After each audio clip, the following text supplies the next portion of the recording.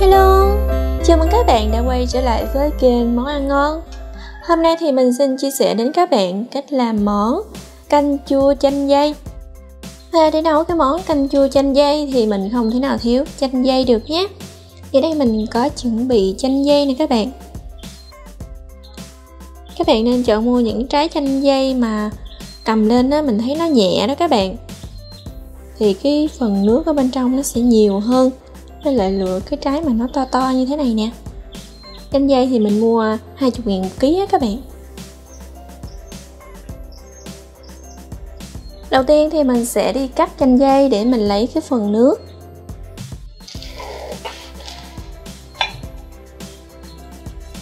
Đây các bạn nhìn nè. Cái hạt chanh dây ở trong nó có màu vàng vàng như vậy. Rất là nhiều nước luôn á. Cái vỏ kiểu như nó hơi héo héo lại đó các bạn. Nên khi mình mua mình cân nó cũng nhẹ cân lắm. Nó nhẹ cân mình mua được nhiều trái hơn.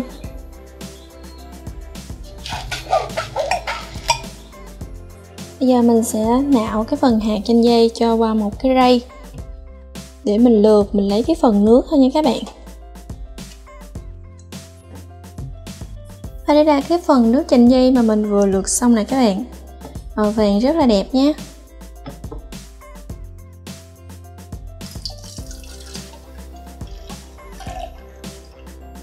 Cái phần nước chanh dây này thì mình sẽ dùng 150ml. Mình sẽ đổ 150ml nước chanh dây vào trong một cái nồi. Tiếp theo là mình sẽ cho vào 3 muỗng canh đường phèn.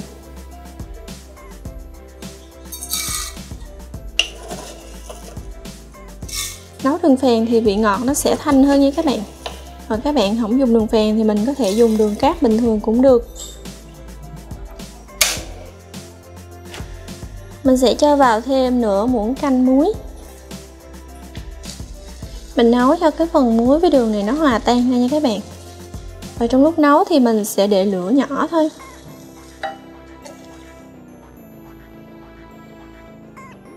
Đường với muối cũng đã tan ra rồi. Và mình sẽ tắt bếp luôn. Phần nước chanh dây này thì các bạn để cho nguội rồi các bạn để vào tủ lạnh. Khi nào mà mình cần nấu canh chua thì các bạn có thể lấy ra và mình dùng nhé. Khi mà nó nguội lại thì nó sẽ hơi sền sệt hơn cái lúc còn nóng. Và như vậy là cái phần nước chanh dây mình đã nấu xong rồi.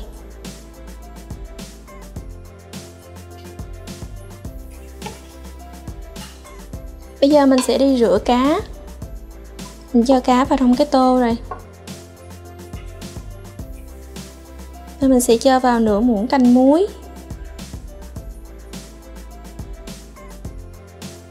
Mình sẽ đập thêm một củ gừng nhỏ nha các bạn, khoảng chừng 5 gram thôi.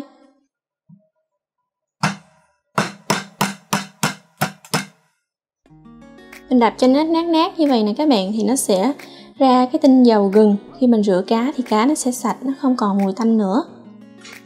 Và tiếp theo thì mình sẽ chế nước ấm vào nha các bạn. Rửa nước ấm thì nó sẽ rất là sạch. Chế cho cái phần nước này nó hơi xăm xắp cá là được rồi. Mình sẽ ngâm ở trong nước muối với gừng khoảng chừng 5 phút. Rồi mình đem đi rửa lại nha. Mình sẽ nấu canh chua với lại cá bông lau. Cá này thì mình sẽ dùng nửa ký. Mình ngâm với nước muối gừng sạch rồi đó các bạn. Giờ mình sẽ vớt ra. Rồi mình rửa sạch lại với nước nhé.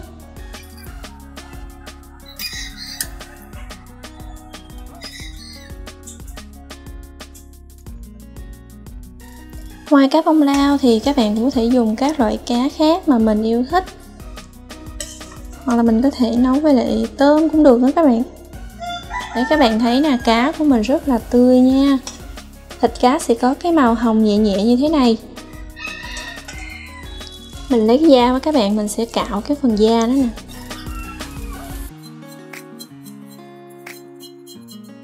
Cạo cho nó sạch nhớt đó.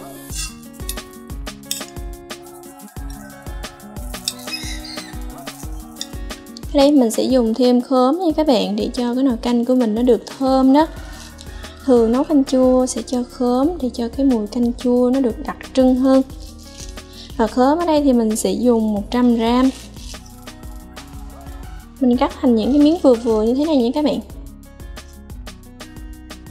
Các bạn nhớ bỏ cái phần cùi khóm này đi nha. Khi mình nấu canh thì mình sẽ không dùng cái phần cùi khóm này. Và đây là các loại rau mà mình dùng để nấu canh chua. Như ở đây mình có dùng nấm nha các bạn. Nấm linh chi trắng mình dùng 100g nè.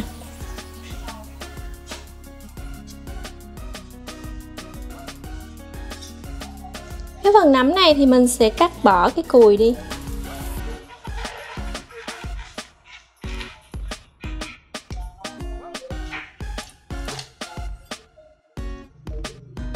Mình cho nấm vào trong một cái tô nước và cho vào đây là nửa muỗng canh muối. Mình rửa nấm với muối nha các bạn. Mình ngâm khoảng chừng 5 phút cho nó sạch.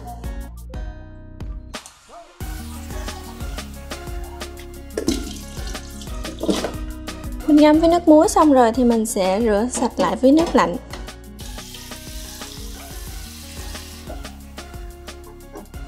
Rồi nấm này thì mình sẽ để cho nó thật là rõ nước.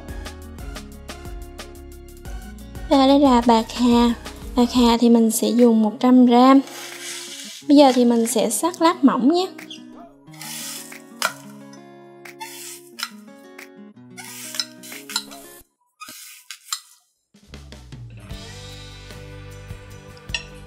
Đậu bắp thì mình sẽ dùng 100g. Và bây giờ mình sẽ cắt đậu bắp luôn. Đậu bắp thì mình chỉ việc cắt hơi xéo như vậy nè các bạn, nhìn cho nó đẹp mắt.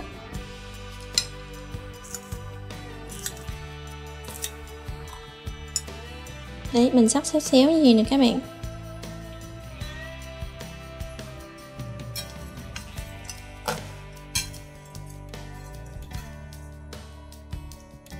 Bây giờ mình sẽ cắt luôn cái phần rau thơm nè. Rau thơm thì ở đây mình có dùng như là rau ngò gai nè, rau quế và rau ôm. Mỗi loại mình dùng một ít thôi các bạn. Để khi mình nấu canh xong á, mình cho vào mình nêm cho nó thơm. Ở đây thì mình sẽ cắt độ dày khoảng chừng 1 cm.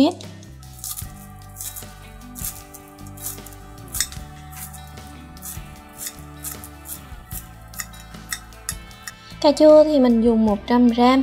Và cà chua thì mình dùng cà chua bi đó các bạn, cho nên là mình sẽ để nguyên trái luôn. Còn các bạn dùng mà cà chua trái to thì các bạn nên cắt ra nhé, cắt ra làm 4. Cà chua bi thì mình chỉ việc lặt bỏ cái cùi thôi. Và rau nhút nha các bạn, rau nhút thì mình cũng dùng 100g luôn. Nấu canh chua mình thích nhất là ăn rau nhút á, bỏ vào nó rất là thơm. Và đây là cái rổ rau của mình đây nè các bạn. Mình có thêm giá nữa nha các bạn ơi. Đây, giá sống mình dùng 100g luôn. Mình sẽ băm nhuyễn 4 tép tỏi. Để khi mình nấu canh xong á, mình phi mình cho vào cho nó thơm.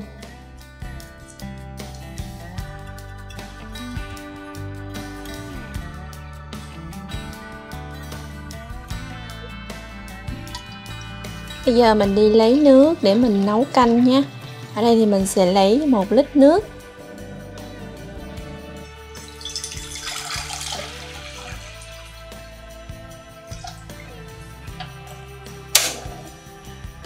Mình sẽ nấu cho cái nồi nước này sôi lên. Trong khi chờ cho nước sôi thì mình sẽ đi xào cái phần khóm. Mình cho 2 muỗng canh dầu ăn vào trong cái chảo nhé. Dầu nóng lên thì mình sẽ cho tỏi vào để mình phi.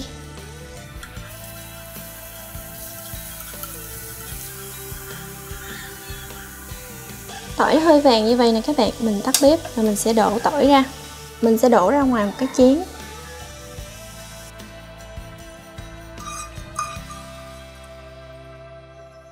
Cái phần tỏi trong chén này các bạn, mình chừa khoảng chừng 1 muỗng canh để chút nữa mình nấu canh xong mình cho vào.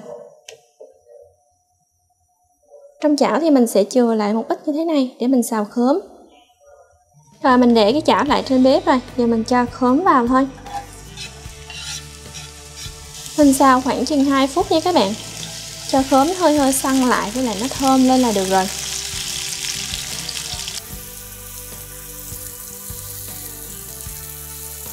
khóm mình xào xăng ra, mình sẽ tắt bếp và đổ khóm vào trong cái nồi nước. Cái nồi nước của mình nó bắt đầu sôi lên rồi nè. Rồi mình đổ hết khóm vào luôn. Tiếp theo là mình sẽ cho cái phần nước chanh dây vào. Nước chanh dây mình sẽ chế hết 150ml luôn nha. Khi mình chế vào thì các bạn thấy nè, cái màu nước vàng vàng rất là đẹp nha.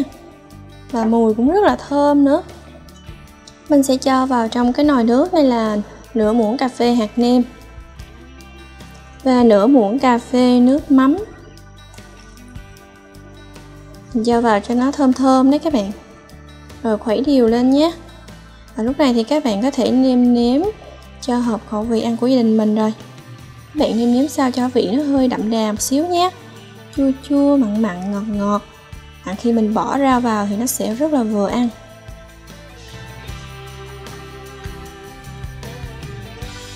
Nước sôi rồi thì mình sẽ cho cá vào.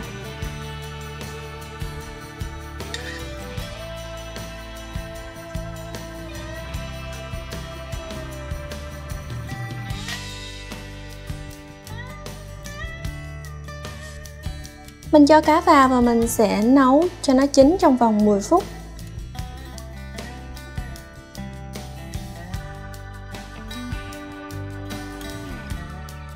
Cá cũng đã chín rồi, giờ mình sẽ vớt ra, mình để vào trong cái dĩa.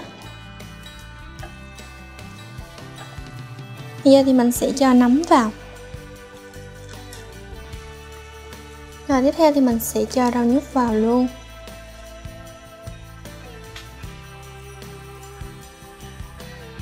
Rồi mình cho bạc hà vào nhé. Tiếp đến là mình sẽ cho đậu bắp vào luôn. Rồi mình sẽ cho cà chua vào nữa nè.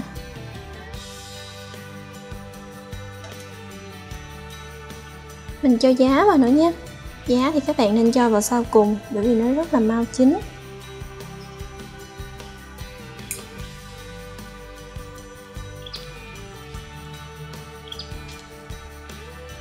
Cuối cùng thì mình sẽ cho một ít rau thơm vào. Cho vào vài lát ớt nữa nhé, để nhìn cho nó đẹp mắt nhé. Mùi thơm canh chua rất là thơm luôn đấy các bạn.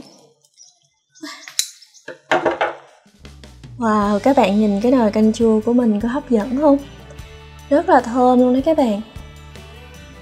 Wow, khói ngun ngút luôn nè.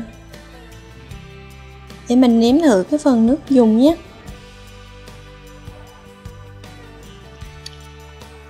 Wow, công nhận mình nấu canh chua bằng cái nước chanh dây này đó các bạn, nó rất là thơm luôn. Và cái vị chua chua ngọt ngọt rất là thanh nữa.